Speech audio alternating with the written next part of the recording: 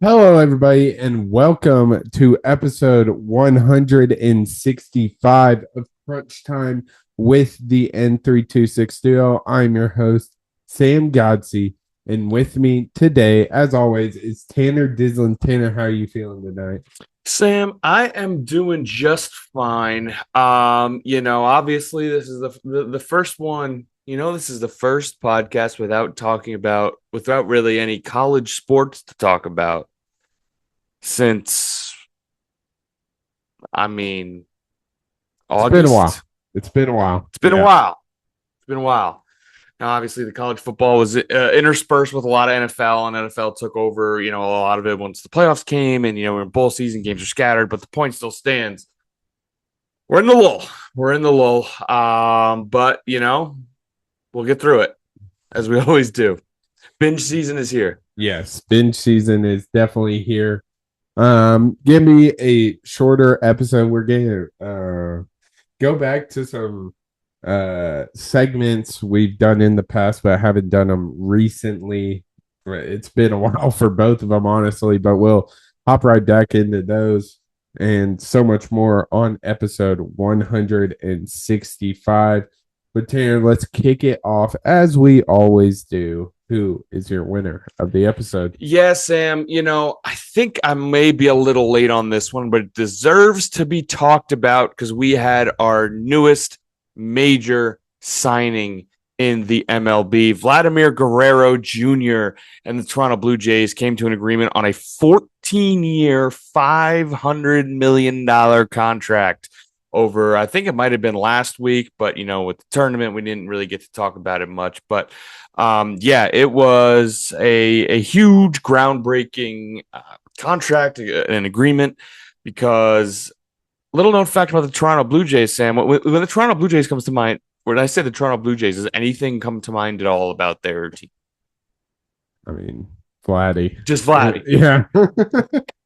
The Toronto Blue Jays are the second richest team in the MLB. Their owner is worth No shit. $12 billion. Of course, the richest is the New York Mets, but the second is the Toronto Blue Jays. Their owner is loaded, and every year the top free agent that Toronto makes a good run at him, and they never land him. I don't know if it's getting him to move to a different country, the taxes. I don't know what it is, but the Blue Jays, they were in on Ohtani, didn't happen. They were in on Soto, didn't happen. Their offers are always competitive. They have a ton of money, but they just couldn't bring the superstar in. Now they finally lock Vlad down for the long haul. The talks there were negotiations that stopped. They stalled. It looks like they weren't going to come together, and then it obviously all did during the season for Vlad and the Blue Jays. Now, interestingly about this contract, Sam, $500 million over 14 years. Do you happen to see what his signing bonus was? No, I didn't. Take a guess. Shit. Total contract is $500 million. 50 mil. $350 million signing bonus. $350 million signing bonus. Now, Nice. I think they did that because signing bonuses with the MLB, collective bargaining agreement, they are taxed within their home state, which happens to be Florida. So he gets the tax benefits as opposed to Canada.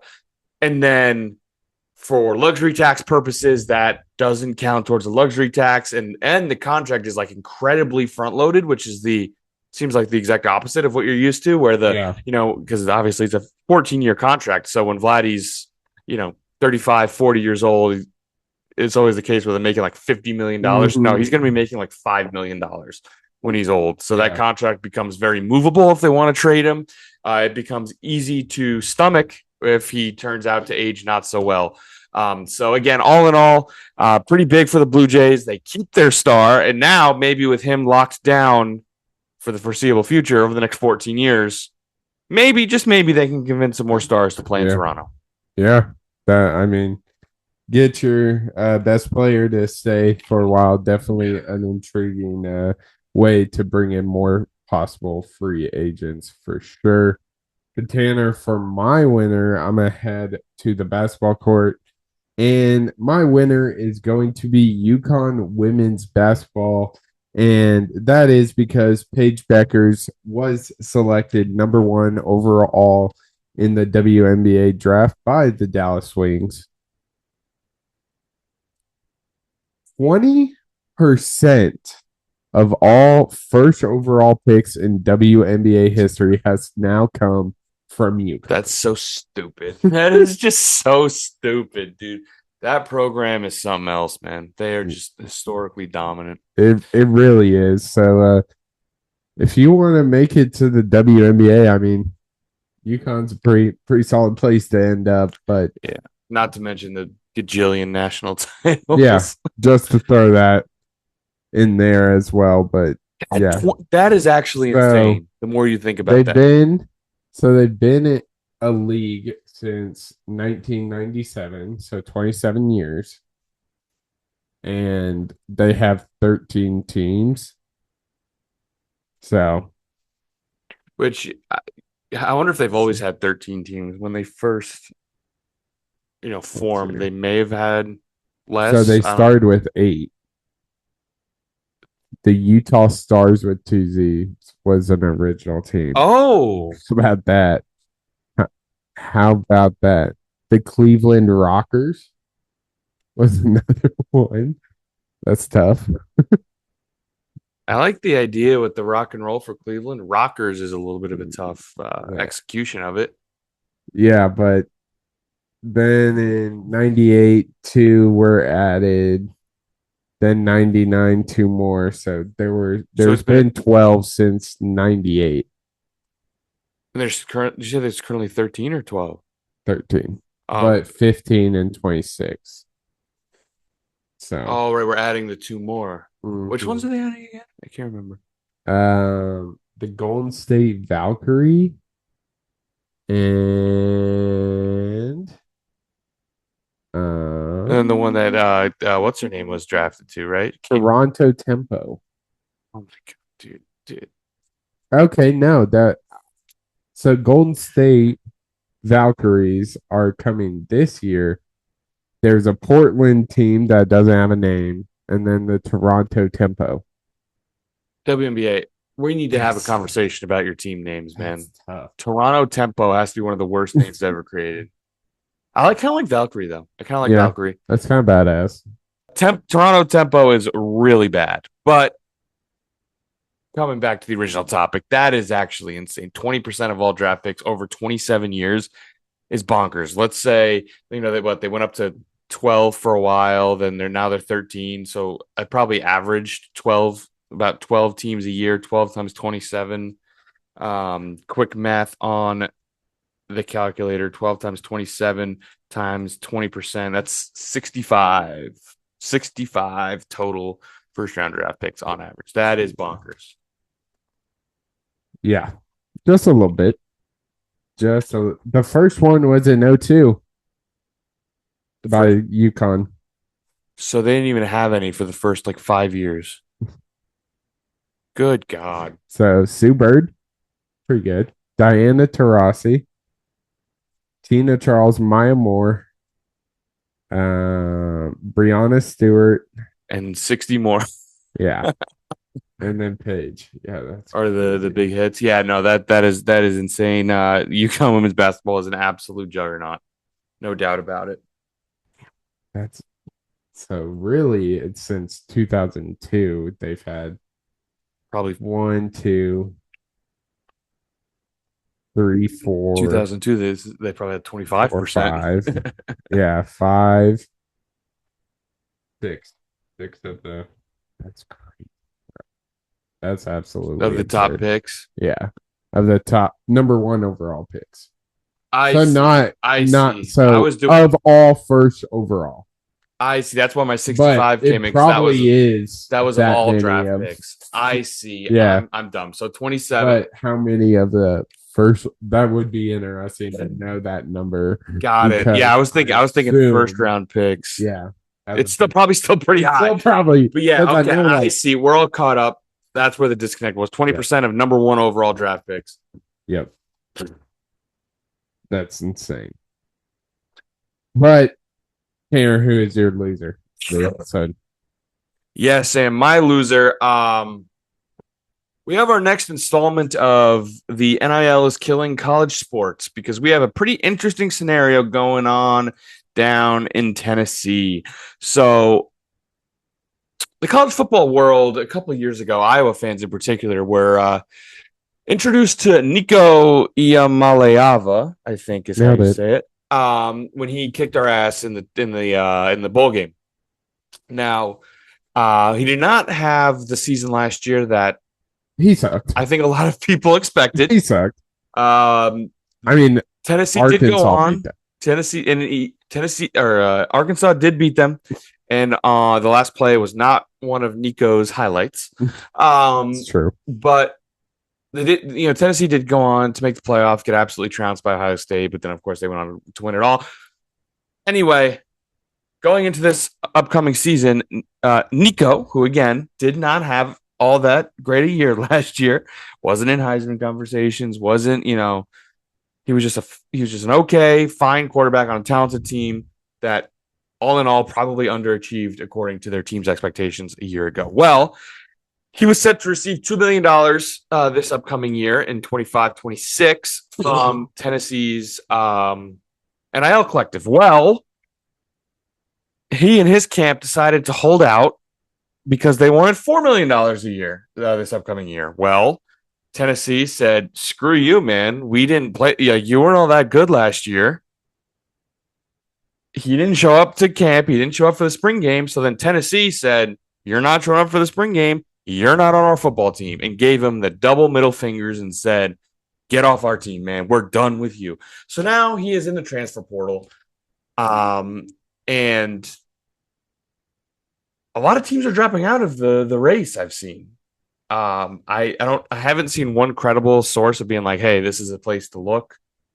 I have no idea where he's going to play football next year, if he's going to play football next year. I can't wrap my head around the decision of Nico. Again, you can look at his numbers. Was not that impressive last year compared to what we all thought. Holding out for $4 million next year. Yeah. I mean, I can't say I have all the details of the situation, but that to me is just where this system fails, where this NIL system fails. Yeah. Absolutely. So, as of like an hour or two ago, he's expected to transfer to UCLA, but family still claims is not about the money. It was God. about the volunteer offense. Yet, a former Tennessee assistant is the OC at UCLA. Oh. So that might be the interest there, but so as of about an hour or two ago, and these are like we're getting it from Sports Illustrated, Colin Coward, Rivals, The Athletic, 24/7 Sports, Yahoo Sports. So it's not like some random Twitter account is just tweeting that out, but pretty crazy. It's what the new it's only a matter of time till we saw an athlete do this. But the fact he walked into Tennessee with a 2 mil for 2 mil for 4 years, so 8 mil in total is just absolutely insane. And now he wants 4 mil doing what he did last year when he sucked. Let's It really sucks, man. And I gotta be honest, like, part of the big appeal to college sports for me was that that these are amateurs playing for their prospects at the next level and playing for their school. They weren't playing for money. Not that, people who choose where they play based on the money, that they somehow don't care. That's not what I'm trying to say here. It's just that there was something special about that. And there were so little scenarios like, in pro sports, players play on each side of rivalries all the time. Play for the Yankees and the Red Sox, playing for, the Steelers and the Ravens, stuff like Patrick Queen. It happens all the time. Not saying that they don't care, but something special about college that's your team and you will forever hate your rival in college. You won't play for them. That's just not how this works. And now, with NIL, we've completely turned it into free agency, which is I will play for whoever pays the most for me. And that sucks. That really sucks. Yeah, it's like the NCAA should have rules or something about it. It's crazy how that works. But yeah, definitely an interesting situation with Nico Iamaleava, and I don't think he's going to be the last one, unfortunately. No.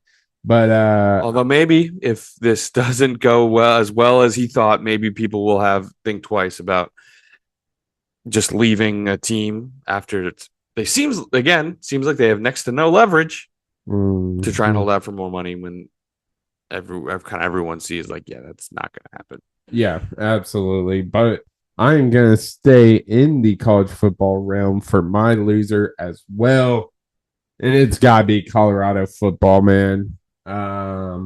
They have announced that Shedeur Sanders and Travis Hunter's jersey numbers will be retired. They went a combined 13-12 in 2 seasons, 0 conference championships, and of course, now Hunter I sort of get because he's the Heisman, but Shedeur makes no damn sense. You took the damn words right out of my mouth. I completely understand Travis Hunter. Winning the Heisman is a special thing that deserves to be commemorated. The Shedeur one makes absolutely zero sense. It's a huge slap in the face to every Colorado football player in history. I mean, I can't say I'm all that familiar with Colorado football history, but a Colorado fan I saw on X the Everything app posted a long list of of Colorado players who haven't gotten recognized with much better career numbers than Shedeur freaking Sanders, who played 2 years. As you mentioned the team success, there was none. But hey, they had the hype train because their head coach was Shedeur Sanders. So Deion Sanders. Excuse me, Deion. Yeah, their coach was Deion Sanders, and he was his son, so they had a hype train. Yeah. Everyone fell in love with him. It's ridiculous. It's a huge slap in the face to Colorado football. I can't get my head around that, man. I just can't. Yeah, one of those names that's being tossed around for why this dude hasn't had his jersey number retired was Cordell Stewart. He supposedly won 2 bowl. Oh, by the way, these guys didn't win a bowl game either. But they finished. This Stewart, he won 2 bowl games, finished in the top 10 twice. It's just crazy. Shedeur is just. Yeah, never won a bowl game, win 1-8. It's never embarrassing. It's embarrassing. I agree with that 100%. Travis Hunter, on the other hand, again, Travis Hunter. You win a Heisman, you deserve to be celebrated. And if jersey retirement, I'm totally okay with that. Yeah. Not Shedeur Sanders. Still kind of crazy that they're not in the NFL yet. But sure. I mean, I guess it's not as weird as A&M retiring Wade Taylor's jersey. Like before he even played his final March Madness. That shit was crazy. Really strange. Really strange. But Tanner, you mentioned there's a lull in college sports, but after the madness of March, we did have the madness at the Masters. We're going to go on the green with Godsey for a little Masters recap. You like that? You like that? My golf clap. This is my golf clap. Tanner, this was freaking awesome. I tell you what, Sunday rocked. Sunday rocked hard. Sunday rocked. It was awesome to watch. It's funny. I actually got a text from my mom. Shout out my mom, who texted me saying, "I am intently watching the Masters," and I think she said it's like the first time I've ever actually watched golf. Yeah. It was intense, man. It was good TV. Yeah. It was, I mean, we'll start kind of Thursday, Friday. Yeah. I mean, it wasn't the most entertaining stuff, but Saturday, Rory and Bryson DeChambeau, top of the leaderboard, absolutely hate each other. You have so many storylines. The US Open between them two. You had Live versus PGA. Just so many storylines coming into this one. Everyone thought it was going to be Bryson versus Rory, and the end of it all, playoffs. Then Sunday came up. The top two on the leaderboard. The top two kick it off. The final pairing. And they could not had a worse start, Tanner. It was a weird round. I mean, Rory started with a double bogey on one, and I think Bryson birdied it. So maybe he parred. He gained 2 strokes, and you're like, oh, Bryson's here, and then Bryson just completely fell apart. Yeah, completely fell apart. Rory got it back in gear, and I think with like 7 or 8 left to play, he was up like 4 strokes. Yeah. They tried to choke it away in typical Rory fashion. And guess what? He pretty much did choke it away. He did. He pretty much did choke it away. Which was, I will say, is much preferred, because if he just kind of cruised, personally, I don't like Rory. I think for a multitude of reasons, he's kind of an ass. But in the fact how he handled, like, I get protecting your brand, but like you're just mad. I didn't really have a problem with him going after Liv in the beginning, but when PGA let those players back in, he was throwing a hissy fit, and I was like, dude, you're just mad you didn't get your $500 million contract. Yeah, look, I gotta be honest. I was rooting for Rory. I don't like the way Rory handled the US Open when he kind of stormed off. Didn't like that. Come on, it's golf. You gotta respect the game. From what I can tell, just from watching Full Swing, obviously I'm not the most avid PGA Tour watcher and golf watcher. It seemed to me like he was unfairly thrusted into the leader of the PGA because he stuck around. Yeah. And it was a lot of responsibility that I think was unfairly passed on to him. And I think he did a very good job with it. Now, when they re-announced the merger, I completely understand why he's so mad, because it's like, well, the whole point, the whole reason why you don't take that money so you can play with PGA. Yeah. And now you're saying it didn't matter. Like, I understand why he's mad. Yeah, he's mad because he didn't take the contract. And when the repercussions immediately, they were like, oh, here's the repercussions if you take it, and then they were just wiped away. It's like, actually, nah, never mind. Like, I get why you're mad. I'd be pissed too. Oh yeah, 100%. But then again, I was completely on Team Rory.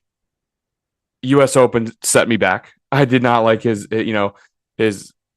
actions there when he lost that to Bryson. But I was rooting for him.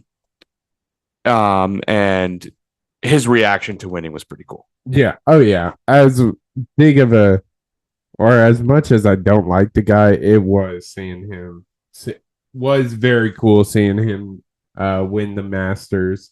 And everyone looks forward to the dramatics, and we got it. Now, but as a spectator of the Sunday, I was so happy Rory choked, as you said, because it was freaking awesome. Yeah, absolutely. And as he kind of choked in the playoffs, Justin Rose was phenomenal. Yeah, his final round was incredible. Yeah, he shot a 66. Was just absolute money. It including was a very difficult birdie putt, I think, to go on 18. Yeah, on 18, he birdied.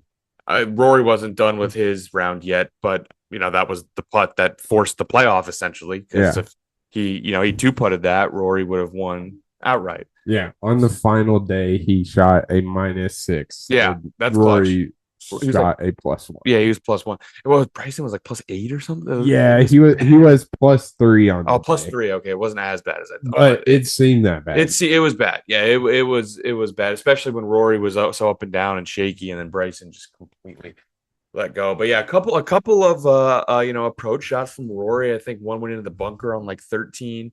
One went into the water, or maybe it was the water on 13 and the bunker on 16 or 17. Yeah. And again, it was the rough start, the double bogey. He choked away his lead on the very first hole, got it back because Bryson wasn't playing well. And then again, seemed like he was firmly in control. I think it was 4 strokes with 7 left to play.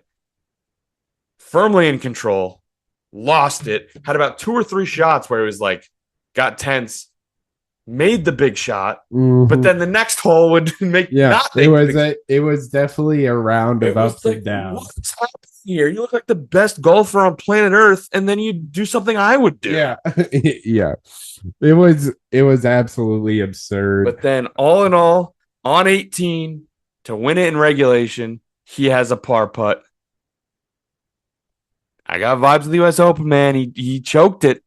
Now he obviously made it in the playoff, but yeah, really uneasy. But in the end, Rory, I believe, is the 6th male golfer to complete the career Grand Slam. Yeah, which is absurd. He's the second one to do it in the past 20 years, obviously Tiger being the other one.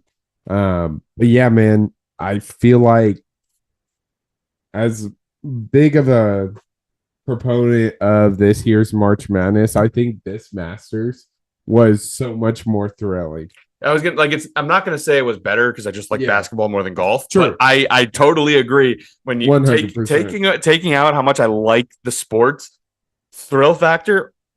The Masters 100% was the more intense sporting event. I saw someone actually rank them, the 5 major sporting events so far this year. Okay. Maybe it was only 4, but I know last place was the Super Bowl. Super Bowl. That was like a D. That game was awful. I think it was March Madness. Maybe the next one was March Madness. You saw it too. Yeah. March Madness. Then it was number 2 was the 4 Nations, which I totally agree with. And then number 1 was the Masters. And how well which is crazy. If you told me I would like the hockey all-star game and the Masters more so than March Madness and the Super Bowl, I would probably punch you in the face, but here we are. Yeah. It's been crazy. It was fun. I tell you what, I got possibly one of my favorite recent videos on the internet from this. Oh my gosh, it's so funny. Dude, like as the camera's focusing on Rory as he's celebrating his victory, he goes down on the knee and he's crying and he's makes his way through the patrons and he finds his wife and his son, or it may have just been his wife, and he gives her this big hug and he's pouring out of emotion. And then this guy from behind them just goes up to him and tries to give him a fist bump like this as he's embracing his wife, but the biggest win of his career. And this guy just goes up to Rory and goes, "Nice, man." Believe it or not, Rory did not give him the fist bump because it was some random patron who was just like, "Yeah, man." It was so funny. Like, why would you think he would fist bump you like that, man? Oh, I thought that was hilarious. Yeah, he's not Bryson. He tends to interact with the crowd. And who was a golfer that nut tapped somebody? Did you see that clip? No, I didn't. Oh my god! I think it was. He just quickly cup checked him. No, it was with the back of his club. I want to say it was speed. But yeah, if you have time, look that. That is great. That is great. It is hilarious. And that was this weekend. Yep, Jordan Spieth nut taps a guy. All right, I'm looking. I'm looking this up right now. But yeah, it was very funny. Great golf. I mean, I think all of you know we're not giant golf fans, but the one I will watch all 4 days without a doubt is the Masters. Dude, isn't that hilarious? I don't. The best part is I think it was like so like he was just like walking to his next round. It's like pretty clear. It looks like he was on purpose. And he's smiling. Look at this. I'm pretty sure he smiles after what he's like smiling as he walks away. Like he knows what he did. That's great.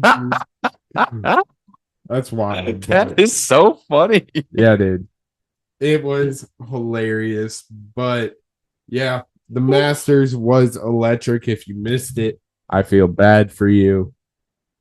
But Tanner, that's gonna wrap up our On the Green with Godsey. We're gonna throw it back to another segment we haven't done in a while. On the Diamond with Dyslin. Tanner, fill us in on how the MLB season is going so far. Yeah, Sam, it has got off to a roaring start. I think there are definitely a few things to highlight. There are a few teams where the season is not quite going how they thought it would. I think the storylines really fall into two categories. Number one is the National League West, minus the Colorado Rockies, because the Colorado Rockies are one of the worst teams in baseball. They currently sit at 3-14. The rest of the NL West, the Padres, the Giants, the Dodgers, the Diamondbacks, are a combined 49-22. 49-22. Pretty good.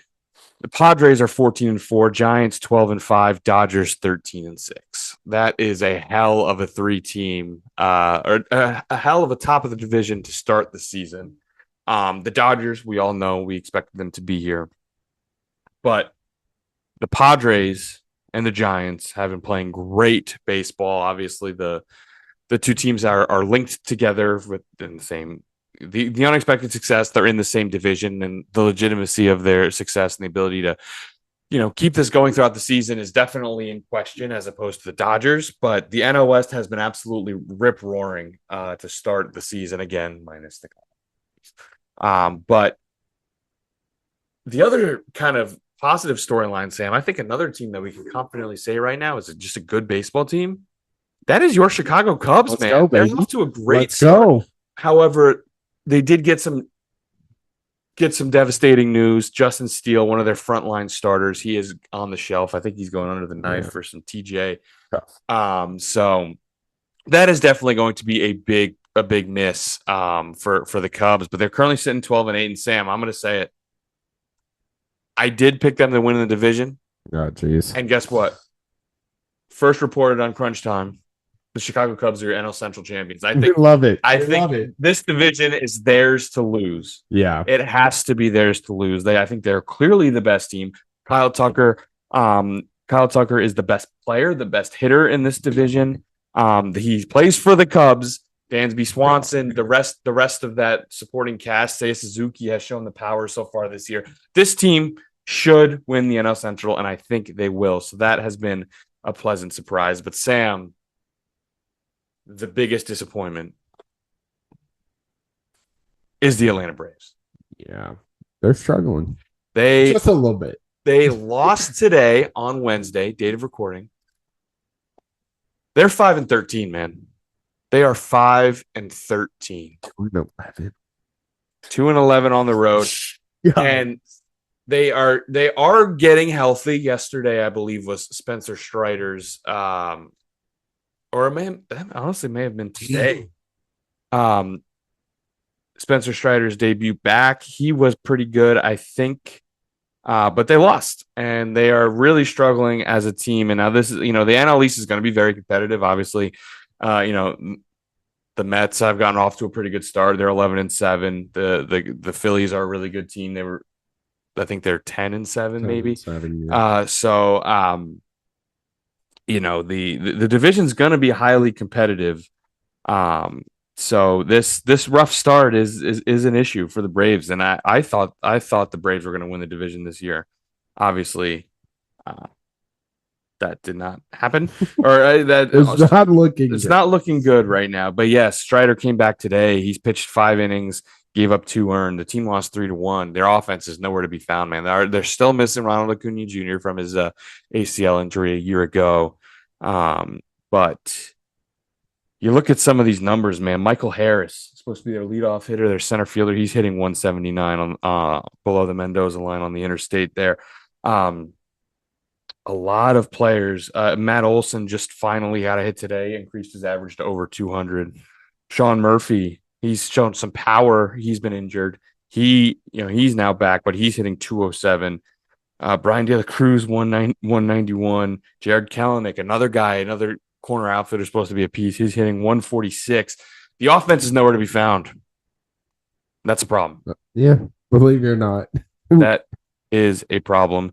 So kind of the main storylines, man, really those teams that are pleasantly surprising, and then the Cubs, or excuse me, not the Cubs, then the Braves, who are just really, really struggling right now. Yeah, absolutely. So the people that aren't like diehard MLB fans Yes. don't really love the NBA, but want their sports fix. Who are some of those teams they need to be watching and looking out for? Yeah, or names, anything. Sure. The American League this year is fascinating to me because if you look at the division leaders right now, the best record in the American League is 10-7. Whoever's going to win the American, I couldn't tell you right now. I think I picked the Texas Rangers. The Texas Rangers, by the way, are a team that they can win. They can win the World Series. They can lose 85 games. There's just no telling with this team, and they don't have a lot of depth. And DeGrom has struggled to start the year. His velo has been down. I'm sure you hate to see that. I'm going to keep my mouth shut. The Braves suck, and DeGrom is playing bad. The only thing you need is the Yankees to start sucking. Yeah, and I mean, I think they've been just okay to start. The problem is, I don't think the Yankees have been all that impressed. The problem is the Red Sox, who I think Red Sox and Orioles, who I think are the two next best teams in that division. They're also struggling. The Blue Jays right now are 10-8, which the Mets actually swept them early in the year. So the team's not against the Mets. They're 10-5. Yeah. And they beat the Braves today in that game I mentioned earlier. They're a lot of fun teams in the Central. Again, it's really fascinating with the Tigers, who went on a great run last year. They're poised to be better. They're currently leading that division at 10-7. The Guardians, they're always going to be in it somehow. Jose Ramirez is one of the best players in baseball. So it seems like they're never out of it. And the Royals made the playoffs last year as well. Bobby Witt Jr., one of the most exciting players in the MLB. Yeah, he's around there in Kansas City. And then the American League West again.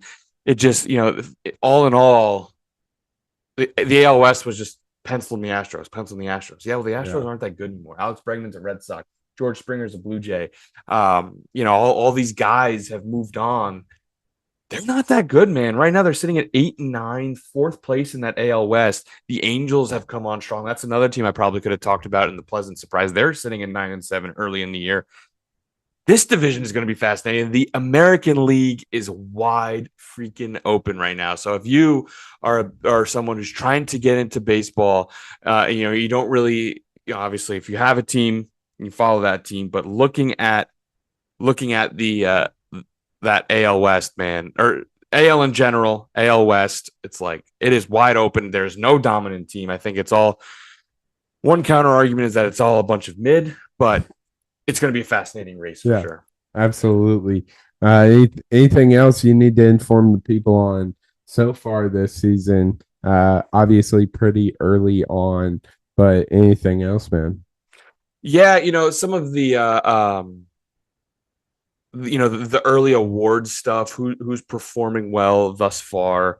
There are definitely some names to talk about, and at the top of my list, man, is someone I guarantee you only diehard baseball fans know who he is. I'm going to tell you his name, and you tell me what team he plays for, okay? Because right now, he is your current leader in home runs with 8, and that is Tyler Soderstrom. What team does Tyler Soderstrom play for? Definitely the Colorado Rockies. I tell you what, that's not the worst guess ever because it's a team that has similar vibes to the Colorado Rockies. That is the Homeless Athletics. Oh, he plays for the Athletics. He has 8 home runs this year. He has been absolutely mashing the baseball. 328, 8 home runs, 17 RBI. This team he is playing great ball. Again, not someone that anyone's talking about, but look, he's absolutely mashing right now and deserves to be talked about. Aaron Judge is also still Aaron Judge. I mean, he and Pete Alonso are actually mashing the baseball right now. Each of them with OPS is over 1,000. They are currently they were 1-2 in baseball, I believe. Some Jonathan Aranda on the Rays just recently reached the minimum batting at bats total, so technically he's number 1 now. But really, Judge and Alonso for everyday players are 1-2 in that. So some fun stuff. Some fun stuff going on in New York, mashing the baseball. As much as it pains me to say, obviously, a lot of stuff going on this offseason about the Soto. Soto's not off to a great start. However, his struggling is really good for anyone else. Yeah. So the numbers aren't all that bad. It's just not quite what you'd expect from Juan Soto. And then another guy I want to mention, man, is another name no one's talking about. That's Jung-Hoo Lee. Lee currently leads the league in doubles. He had a great weekend series at Yankee Stadium. I believe he hit 3 home runs in the series, 2 of them on Sunday to beat the Yankees in that one. A lot of names that you're not hearing about a lot. You hear about your Judges, you hear about your Sotos, you hear about your Otanis. You don't hear about your Soderstroms, your Corbin Carrolls, or your Jung-Hoo Lees. Yeah. Yeah, I could not tell you any of those players, but yeah, I mean, it's that time of year where baseball is at the forefront. Well, if you're an NBA fan, the play-ins are going on. But yeah, and I think I would be remiss if there's one more name on here that I'm really excited to talk about because he is a starting pitcher, young one at that. He is 25 years old, and he is putting together an excellent start to his season. And he was great last year in the second half and has been excellent so far this year. That's Hunter Green, the starter for the Cincinnati Reds. Look, last year he put together a sub-3 ERA. No one really talked about it and was excellent in the second half. So far this year, 27 2/3 innings pitched, 0.98 ERA, absolutely shoving for the Cincinnati Reds. It looks like he is really cementing himself as a top flight MLB starting pitcher. There you go. So obviously a big storyline with the MLB to start were the infamous torpedo bats. Is that still a thing? No, not at all. No. People just realized that, like, hey, it really all you're doing is it's not illegal. It's like there are pictures of many people using them and trying them out last year in spring training. And the fact of the matter is, like, they were different. So a lot of people didn't like them. And a couple of those players on the Yankees just kind of figured out how to hit with them before the rest of the league did. It also, the Brewers in like the first game after that opening weekend series against the Yankees, I think they let up 14 runs in that game too. Yeah. So everyone was just like, hey, it might not be the torpedo pads. It might just be the Brewers pitching staff, which they've kind of righted that, and they've been playing a lot better baseball recently. And then the Yankees, obviously, their offense has kind of slowed down as well from that starting from that first weekend. So water found its level, as it always does over a 162 game season, of which we're only 18, 20 or so games in, and it's already starting to find its level, let alone about 10% into the season. Yeah. So exactly. No one's talking about the torpedo bats anymore. We all understand that it's just a different way of playing the same game, and I think pitchers and defense kind of figured out how to work around them as well. Yeah, absolutely. Anything else you need to mention? Names, teams, storylines, or are we good here? Oh man, that's kind of all I wanted to mention. Again, we're only about 3 weeks in.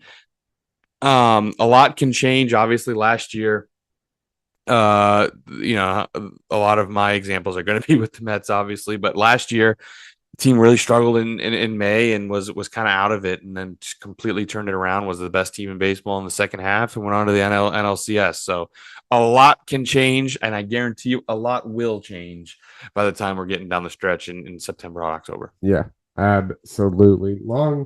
Still a long season ahead of MLB. So if you haven't been paying attention, pay attention now because it seems there are a lot of storylines this year.